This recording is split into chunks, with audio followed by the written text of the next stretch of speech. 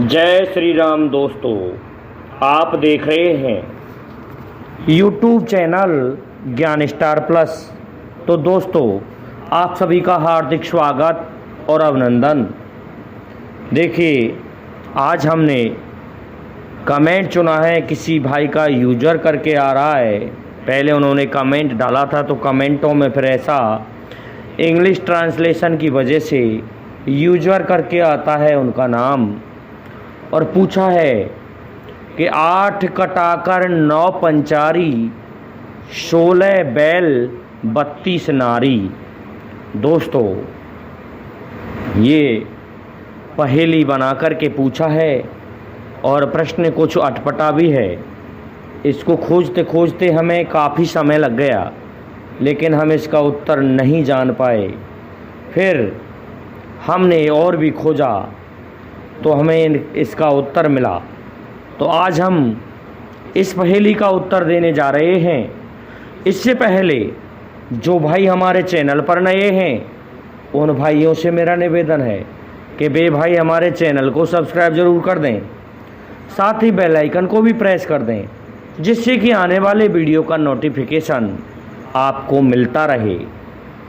कि देखिए, 8 कटाकर 9 पंचारी, अर्थात जब शाब्दिक अर्थ करें तो कोई 8 कटाकर अर्थात कहीं 8 कट लग गए, 9 पंचारी अर्थात 9 जगह पंचर लगाए गए, 16 बैल 32 नारी, और 16 बैल थे और 32 नारी।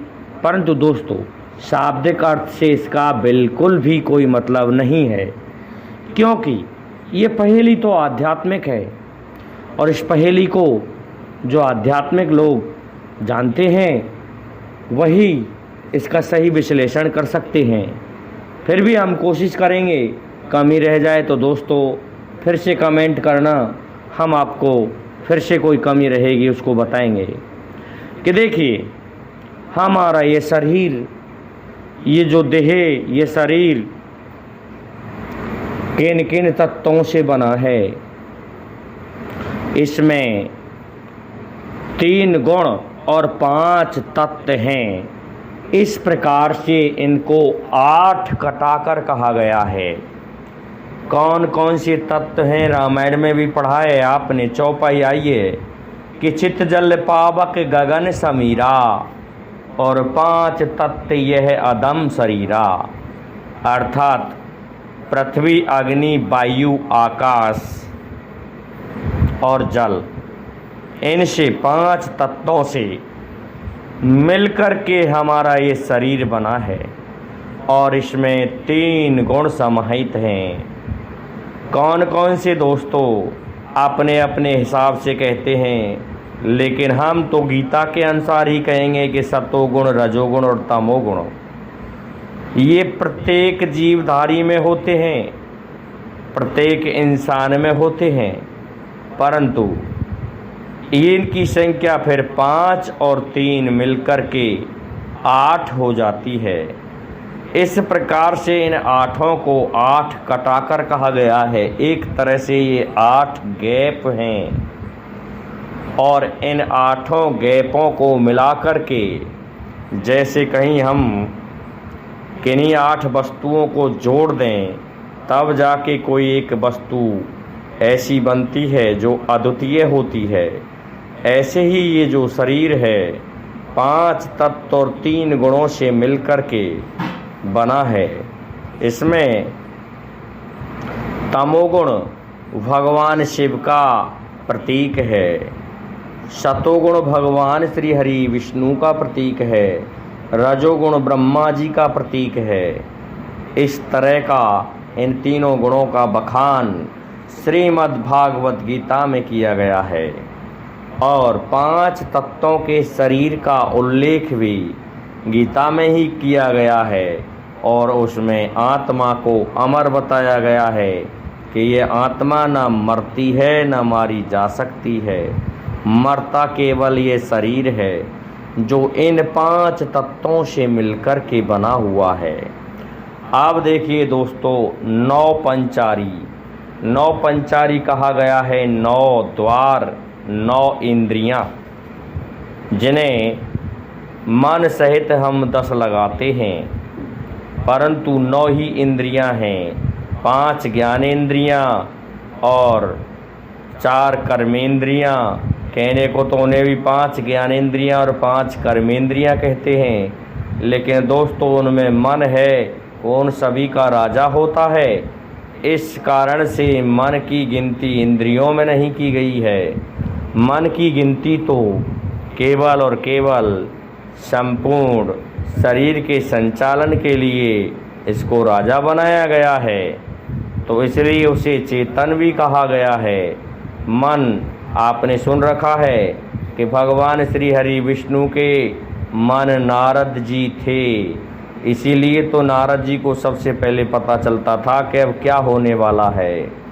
ऐसे ही मन इंद्रियों का स्वामी होता है, परंतु ये जो 9 इंद्रियां हैं इनको हम 9 दरवाजे भी कह सकते हैं, और 10वां जो होता है वो कपाट होता है, और थोड़े बहुत प्राण रह जाते हैं वो कपाट में ही रह जाते हैं। इसलिए 16वां संस्कार जब किया जाता है तो उसमें क्या करते हैं हम दोस्तों, उस कपाट को ही तो खोलते हैं, जिससे थोड़ा बहुत जो अंश होता है वो अग्नि में पक करके और पहुंच जाता है, उसी ब्रह्म में समाहित हो जाता है। इसलिए ऐसा है दोस्तों, इंद्रियां 9 हैं, उन्हें क्या कहा गया है, 9 पंचारी।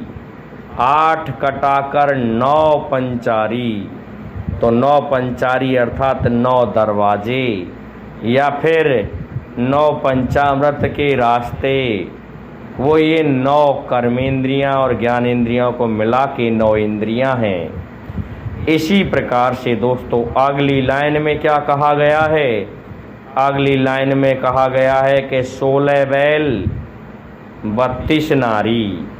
16 बैल दोस्तों 16 संस्कारों को भी लगा सकते हैं, और 16 क्या लगा सकते हैं, तिथियों को भी, लेकिन ये इंसान के 16 संस्कार हैं, ये 16 बैल बताए गए हैं, जिनमें गर्भाधान से लेकर मृत्यु तक का नियम होता है। ये 16 बैल हैं। कौन से बैल को हाँकने से कौन सी गति मिलेगी, यह भी दोस्तों इन संस्कारों में आता है। गर्भाधान, पुंसवन, सीमंतनी, और दोस्तों यहाँ तक है जड़ूला संस्कार, और फिर जड़ूला जलवा संस्कार, विवाह संस्कार, और न जाने कितने संस्कार हैं दोस्तों। ये 16 का वर्णन मनुस्मृति में बड़े अच्छे ढंग से किया गया है, क्योंकि प्रत्येक का संस्कार का अलग अलग तरीक़ा से वर्णन किया गया है। इस तरह ये 16 संस्कार होते हैं, और जो इन संस्कारों को नहीं करता है तो मनुस्मृति में लिखा है वह माता पिता नरकगामी होता है। जलवा पूजन संस्कार भी अपने आप में अहम है। उपनयन संस्कार, गुरु के सानिध्य में जाना दोस्तों, और दोस्तों नामकरण संस्कार अर्थात नाम भी रखवाया जाता है, और जड़ूला संस्कार बालों को कटवाया जाता है, और सीमंतनी और पुंसवन दोस्तों ये उस समय के हैं जब स्त्री में सींचा जाता है उस जीव को, और पुंसवन कहते हैं उस समय भी कोई प्रक्रिया कराई जाती है कि उस स्त्री को इस तरह का भोजन दिया जाता है, उस बच्चे को शहद में चटाया जाता है, और गर्भाधान भी एक संस्कार है। इस प्रकार से गर्भाधान से लेकर अंत्येष्टि, जिसे 16वां संस्कार कहते हैं, 16वें संस्कार तक ये संस्कार हैं। इसके पश्चात क्या होता है दोस्तों, 32 नाड़ी। इन 16 संस्कारों को करने के लिए इंसान के शरीर में नाड़ियों की संख्या 32 बताई गई है। इसलिए कौन से संस्कार को करने से कौन सी नाड़ी स्ट्रांग होती है, मजबूत होती है। जलवा पूजन संस्कार को करने से शांति मिलती है, इससे क्या है, हृदय की धड़कन ठीक रहती है। जड़ूला संस्कार करवाने से बालों को काटा जाता है जिससे बुद्धि का विकास होता है। और पुंसवन, उसमें जो शहद चटाया जाता है उसे पहली बार खिलाया जाता है। शहद दोस्तों चटाया जाता है जिससे बच्चे में अलग ही तरह के गुण उत्पन्न होते हैं। इस प्रकार से इन 3200 नाड़ियों के लिए ये 16 बैल बताए गए हैं। तब कहा गया है कि 8 कटाकर 9 पंचारी, अर्थात 8 तो कटाकर हैं, उनको जोड़ा गया है। कटआउट जिनको हम कहते हैं एक तरह से, उनको जोड़ा गया है 5 इंद्रिय और 3 गुणों को, और 9 पंचारी, 5 तत्व और 3 गुणों को, और 9 पंचारी दोस्तों 9 इंद्रियों को कहा गया है। और 16 बैल 16 संस्कारों को कहा गया है। तिथियों तो दोस्तों पंचांग में जाके लगेंगी तिथियां। और कहा गया है 16 बैल 32 नारी। 32 नारी का मतलब 32 नाड़ियाँ होती हैं इंसान में, उन नाड़ियों के स्वामी इसी तरह से इन संस्कारों के लिए ही कार्य करते हैं। जब इंसान मर जाता है 10वें कपाट को खोल के, ब्रह्मरंध्र को खोल के चला जाता है, तो फिर क्या रह जाता है? कुछ नहीं। तो वो 16वां संस्कार होता है, उसमें कपाट क्रिया खोल दी जाती है।